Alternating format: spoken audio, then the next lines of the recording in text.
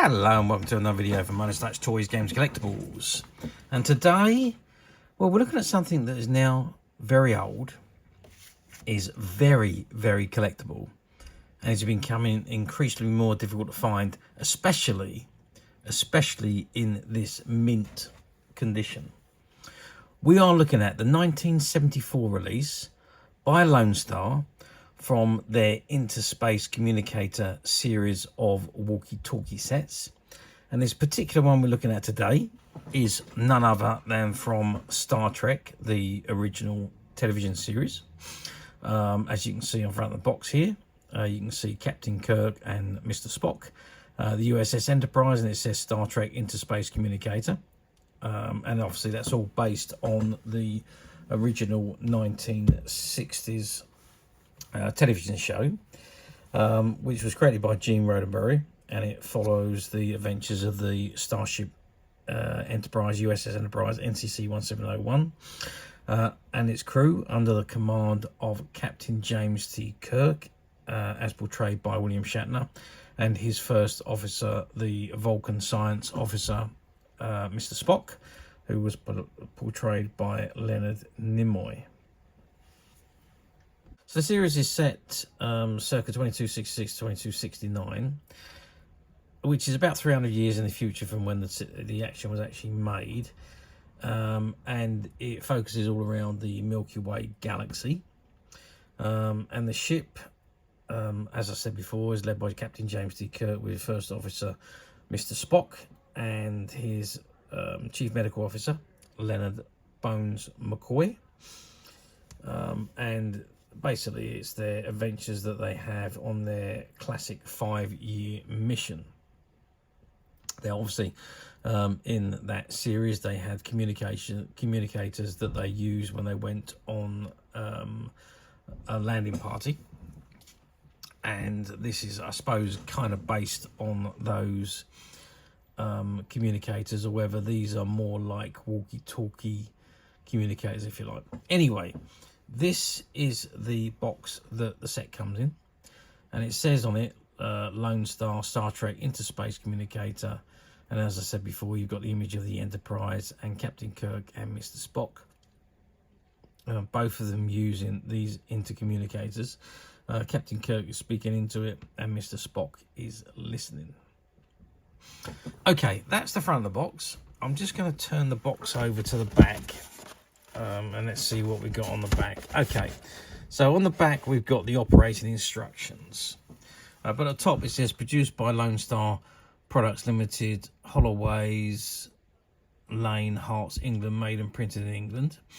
And in English it says operating instructions: to prepare for use, tie each end of the red cord to the stern or to the stem of each hand piece. To communicate, stretch the cord fully between you and the person you will speak to. Keep the cord taut and straight. Make sure it does not touch anything. Place the lips as close as possible to the mouthpiece and talk. The receiver should be placed firmly against the other person's ear to hear speech clearly. The handle of each phone contains a whistle device, which can be used as a call sign. And it says replace the cord with cotton and the space phone will work clearly up to 100 feet, 30 meters, provided the cotton is kept taut and clear of obstruction. So there we are. That tells you how they work. And it's got copyright, copyright 1974, Paramount Pictures Corporation. Okay, that's the back of the box. I'll just drop the box to the front. You can see it's got Lone Star, Star Trek, PPC 1974, Inter-Space Communicator. And if I turn it to the side, pretty much the same again. Lone Star, Star Trek Inter-Space Communicator, catalogue number 1340, and it's got copyright PPC 1974. Exactly the same on the back, and exactly the same on the other side. Okay, I'll tell you what we're going to do. We're going to open the box and we're going to have a look at the contents. Okay, so I've opened the box and I've taken out the inner packaging, which houses these communicators. I'm just going to actually be easier if I stand it up. You might be able to see it a little bit better that way. Okay, so we've got the two communicators. We've got the cord, which is in the center there. There's an image of the USS Enterprise there. There's an image of Captain Kirk and Mr. Spock. And there's an image of a space station there by the looks of things. So we've got these two communicators in the middle there. I'm just going to try and remove one from the packet. I'm going to try and do that without causing any damage. Hopefully I can just push one out so we can have a look at it. So, right, okay. I think I can get that out without... Oh, I see what's going on. There we go. Right, so this is the communicator, and that's the toggle on the back that you tie the twine to, or the cord, and you open the cord up, and you attach it to the one on the other side, and then you talk into this piece here, and the cord transmits the voice signal down the wire and brings it out into this section here at the other end. So this piece goes to your ear, and this piece goes to your mouth when you talk. So just like a standard communication. It says on there space phone, and it's got walkie-talkie on there. So that's pretty much what it is. It's a walkie-talkie space phone. There we are.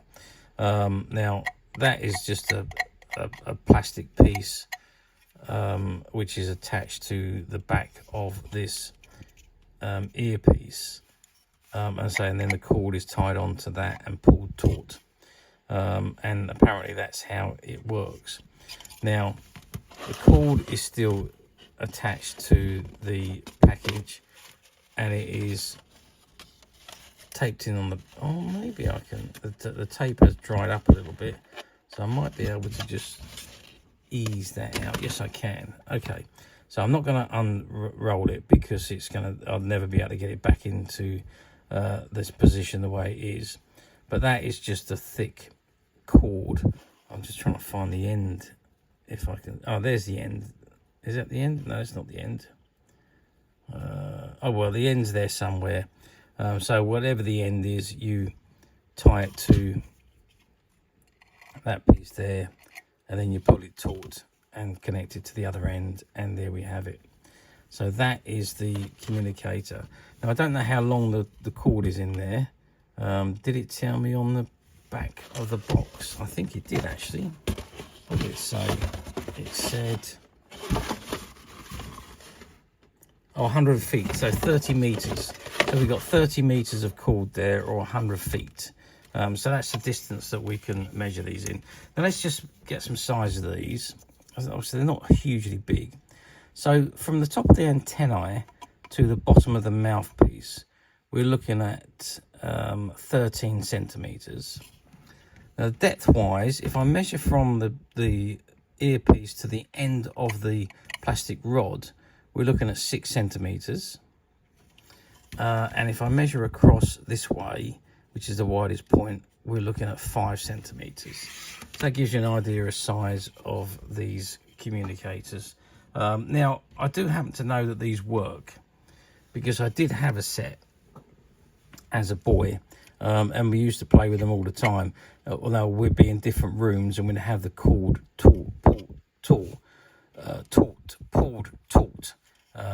or tight, if you like, so that we could speak to each other. Now, I'm not quite sure how it does actually work, because that's only cord. It's not cabling or anything that would transmit your voices, but it does actually travel along the cord and comes out in these earpieces.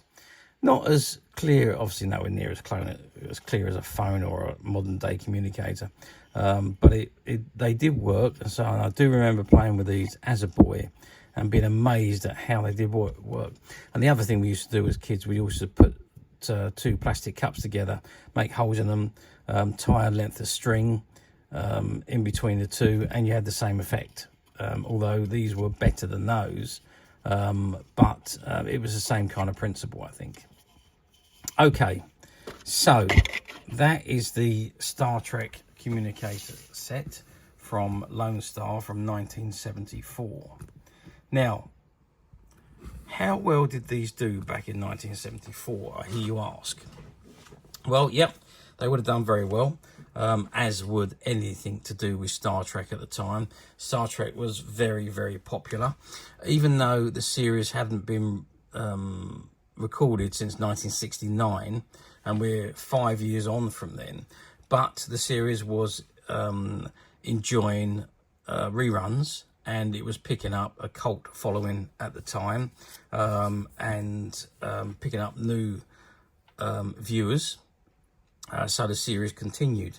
So of course it was only 5 years later when they did actually bring them all the characters back, or start the actors and the characters back for Star Trek the Motion Picture. So yes, it was still popular, and it was all because of the reruns that Star Trek was still doing very, very well.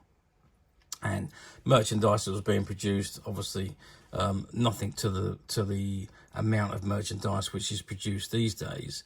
But back then, merchandise was still being produced, and even so, in the 70s, they produced the Mego produced the Star Trek figures as well. So again, you can see the popularity of the show, which was probably more popular than it was back in the 60s. But there we are. So yes, they did remarkably well.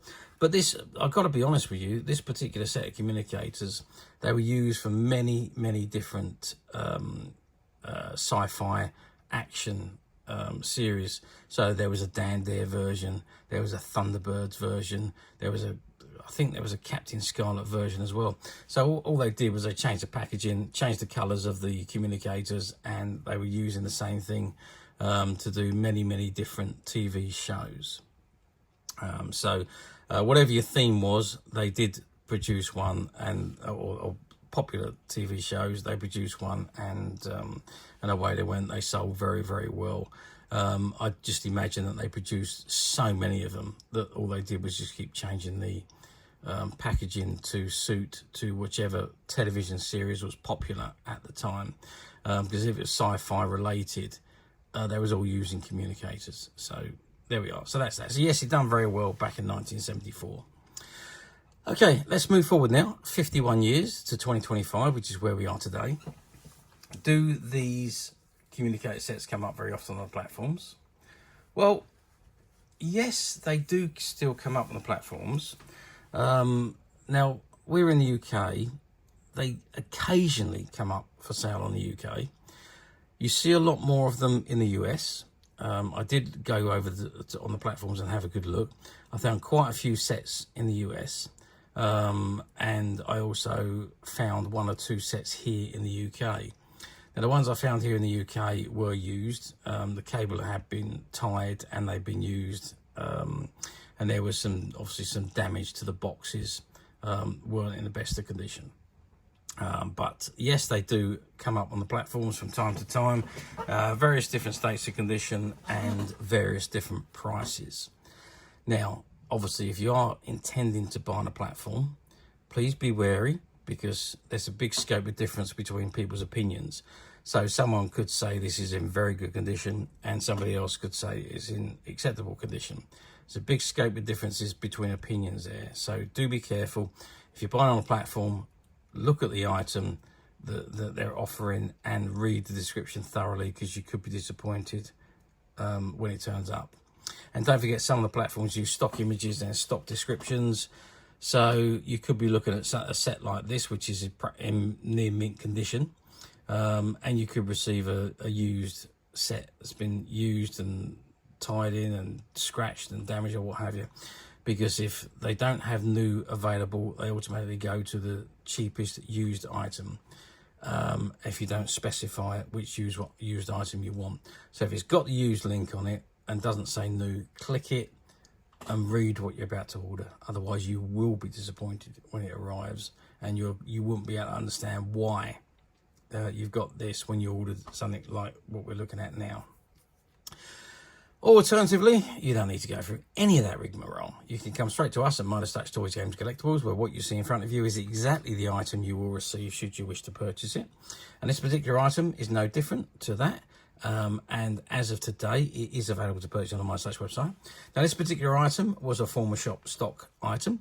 It was, I think it may well have been a display set. I'm not 100% sure about that. But it was part of a shop buyout that we did from a shop that had been around since the 1960s. They closed down during the COVID time, and when they came back, they couldn't make things work. So they decided to retire. They called us in, asked if we wanted to buy out all their stock, which we did do. And fortunately for us, amongst the stock in the stock room was one of these, or two of these items in actual fact.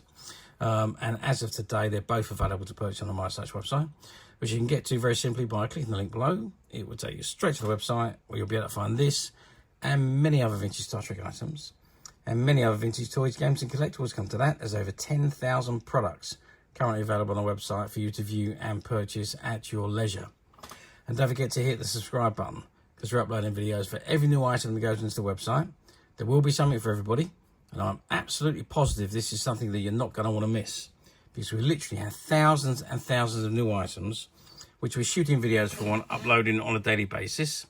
So if there's something in particular you're looking for, something old you'd never been able to find, something quirky you might want to buy for a friend, or perhaps just something from your childhood that you'd like to own again to help you recuperate those long lost childhood memories, well, stay tuned, keep watching, because you never know, the next item we upload could be that item you've been looking for.